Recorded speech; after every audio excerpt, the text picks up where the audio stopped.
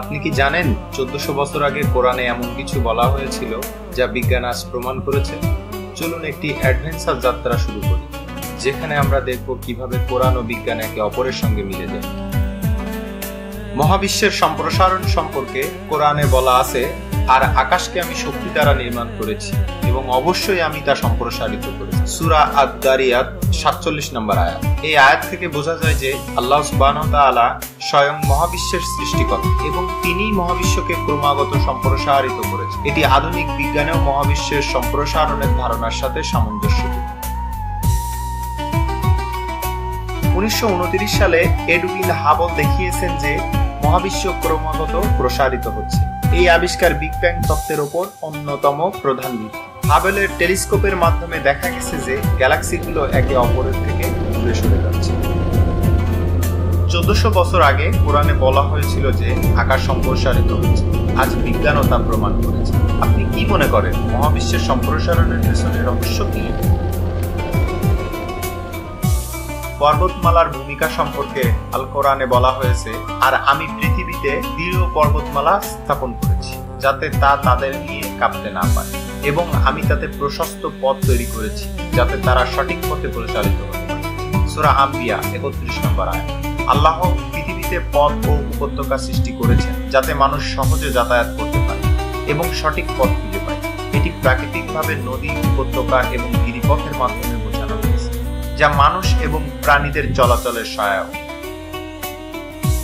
আধুনিক ভূবিজ্ঞান অনুযায়ী পর্বতমালার মূল অংশ মাটির অনেক গভীরে পুঁতে রাখা থাকে, যা ভূতত্ত্বকে স্থিতিশীল রাখে।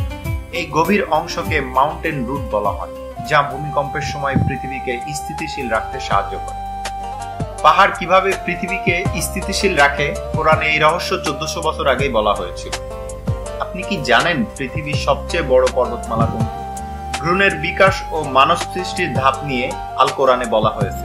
অতঃপর আমি শুক্রবিন্দুকে জমাট রক্তে পরিণত করি, তারপর সেই জমাট রক্তকে মাংসপিণ্ডে পরিণত করি, এরপর মাংসপিণ্ডগুলোকে অস্থিতে পরিণত করি, তারপর অস্থিকে মাংস দ্বারা আবৃত, এরপর আমি তাকে এক নতুন সৃষ্টি হিসেবে গড়ে তুলি। সুতরাং মহিমাময় আল্লাহ, যিনি সর্বোত্তম সৃষ্টিকর্তা। সূরা আল মুমিনুন 14 নম্বর আয়াত।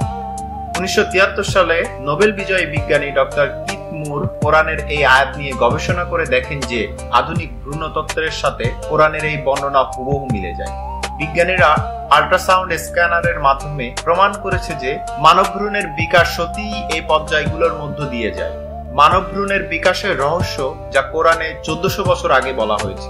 আপনি কি জানেন ভ্রূণের বিকাশের কোন ধাপটি সবচেয়ে গুরুত্বপূর্ণ? আল কোরআনের সমুদ্রের মধ্যে বর্ণের বিভাজন সম্পর্কেও বলা হয়েছে।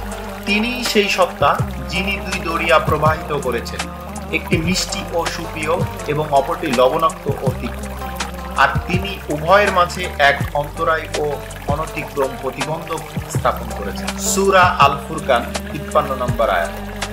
এই আয়াতে এমন এক বিস্ময়কর প্রাকৃতিক ঘটনা উল্লেখ করা হয়েছে যেখানে মিষ্টি এবং লবণাক্ত পানি পাশাপাশি থাকে, কিন্তু তারা সম্পূর্ণ মিশে যায়। আল্লাহ বলেন, আমি উভয়ের মাঝে এক অন্তরায়, বরজাক ও অনতিক্রম্য প্রতিবন্ধক রেখেছি।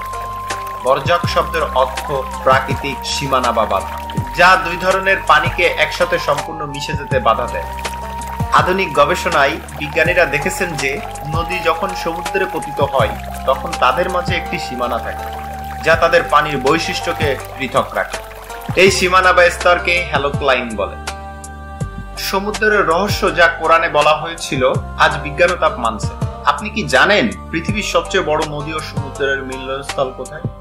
আকাশের সুরক্ষা ব্যবস্থা নিয়ে আল কোরআনে বিশদভাবে বর্ণনা করা হয়েছে। বলা হয়েছে, আর আমি আকাশকে করেছি এক সংরক্ষিত ছাদ, অথচ তারা এই নিদর্শন সমূহ থেকে মুখ ফিরিয়ে নেয়। সূরা আম্বিয়া 32 নম্বর আয়াত। এই আয়াতে আল্লাহ তাআলা উল্লেখ করেছেন যে তিনি পৃথিবীর উপরে আকাশকে এক সুরক্ষিত ছাদের মতো বানিয়েছে, যা মানুষের জন্য রক্ষা কবচ স্বরূপ। তবে অনেক মানুষ এ মহানিদর্শন সম্পর্কে উদাসীন থাকে এবং গভীরভাবে চিন্তা করে না। বিজ্ঞান অনুযায়ী পৃথিবীর বায়ুমণ্ডল ও চৌম্বকীয় বলয় আমাদের রক্ষা করে। ওজোন স্তর ক্ষতিকর আল্ট্রাভায়োলেট রশ্মি থেকে রক্ষা করে। চৌম্বক ক্ষেত্র সূর্যের তেজস্ক্রিয় কণা ও মহাজাগতিক বিকিরণ প্রতিহত করে। বায়ুমণ্ডল উল্কাপিণ্ডগুলোকে জ্বালিয়ে ফেলে যাতে তা পৃথিবীতে আঘাত হানতে না পারে। বিজ্ঞানীরা দেখিয়েছেন যে পৃথিবীর ওজোনের স্তর সূর্যের ক্ষতিকর রশ্মি প্রতিরোধ করে এবং পৃথিবীর বায়ুমণ্ডল মহাকাশের উল্কাগুলোকে ধ্বংস করে আমাদের রক্ষা করে। এটি কোরআনের এক বিস্ময়কর বৈজ্ঞানিক ইঙ্গিত, যা আধুনিক গবেষণায় প্রমাণিত হয়েছে। আপনি কি জানেন ওজোনের স্তর কিভাবে আমাদের রক্ষা করে? লোহের উৎস নিয়ে আল্লাহ বলেন, নিশ্চয় আমি আমার রাসূলগণকে সুস্পষ্ট প্রমাণ সহ পাঠিয়েছি এবং তাদের সাথে কিতাব ও ন্যায় বিচারের মানদণ্ড অবতীর্ণ করেছি, যাতে মানুষ ন্যায় বিচার প্রতিষ্ঠা করতে পারে। আর আমি লোহা অবতীর্ণ করেছি যাতে প্রচন্ড শক্তি ও মানুষের জন্য বিভিন্ন উপকার রয়েছে, এবং যাতে আল্লাহ জানতে পারেন কে তাকে এবং তার রাসূলগণকে অদৃশ্যভাবে সাহায্য করে। নিশ্চয় আল্লাহ তাআলা মহা শক্তিশালী ও পরাক্রমশালী। সূরা আল হাদীদ 25 নম্বর আয়াত। আধুনিক বিজ্ঞান প্রমাণ করেছে যে লোহার উপাদান পৃথিবীতে সৃষ্টি হয়নি, বরং এটি মহাজাগতিক বিস্ফোরণের মাধ্যমে মহাকাশ থেকে এসেছে। এটি কোরআনের এক বিস্ময়কর বৈজ্ঞানিক ইঙ্গিত, যা আধুনিক গবেষণার সাথে মিলে যায়। কোরআনে লোহা অবতীর্ণ করা হয়েছে বলার মাধ্যমে এই বৈজ্ঞানিক সত্য দিকে ইঙ্গিত করা হয়েছে। আল কোরআনে এমন অনেক নিদর্শন আছে যা বিজ্ঞান প্রতিনিয়ত প্রমাণ পাচ্ছে, যেমন ব্ল্যাক হোলের রহস্য, যা কোরআনে ইঙ্গিত দেওয়া হয়েছে আর বিজ্ঞান তা প্রমাণ করেছে।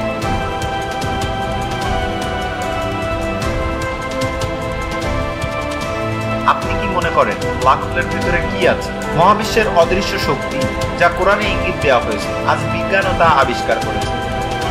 ডার্ক ম্যাটার ও ডার্ক এনার্জি, মহাবিশ্বের অদৃশ্য শক্তি, যা কোরআনে ইঙ্গিত দেওয়া হয়েছে, আজ বিজ্ঞান তা আবিষ্কার করেছে। ডার্ক ম্যাটার ও ডার্ক এনার্জি সম্পর্কে আপনার ধারণা কি?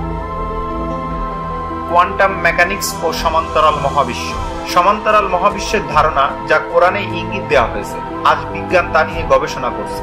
আপনি কি মনে করেন সমান্তরাল মহাবিশ্বে আপনার আরেকটি সংস্করণ থাকতে পারে? জীবনের উৎস ও পানির ভূমিকা, পানির রহস্য, যা কোরআনে বলা হয়েছে, আজ বিজ্ঞান তা প্রমাণ করেছে। আপনি কি জানেন পৃথিবীর বাইরে অন্য কোথাও প্রাণের অস্তিত্ব থাকতে পারে? মানব মস্তিষ্ক ও সচেতনতা, মানব মস্তিষ্কের রহস্য, যা কোরআনে ইঙ্গিত দেওয়া হয়েছে, আজ বিজ্ঞান তা আবিষ্কার করেছে। আপনি কি জানেন মস্তিষ্ক কিভাবে আমাদের চিন্তা ও সচেতনতা নিয়ন্ত্রণ করে? জিনোম এডিটিং ও মানব সৃষ্টির রহস্য, যা কোরআনে বলা হয়েছে, আজ বিজ্ঞান তা নিয়ে গবেষণা করছে। আপনি কি মনে করেন জিনোম এডিটিং মানব সৃষ্টির প্রক্রিয়াকে বদলে দিতে পারে? এই যাত্রায় আমরা দেখলাম কিভাবে কোরআন ও বিজ্ঞান একে অপরের সঙ্গে মিলে যায়। এটি শুধু আমাদের বিশ্বাসকে শক্তিশালী করে না, বরং আমাদের চিন্তার জগৎকে প্রসারিত করে। আপনার মতামত জানান, এই ভিডিওটি শেয়ার করুন এবং আমাদের চ্যানেলটি সাবস্ক্রাইব করুন, কারণ জ্ঞানের আলো ছড়িয়ে দেওয়াই আমাদের লক্ষ্য।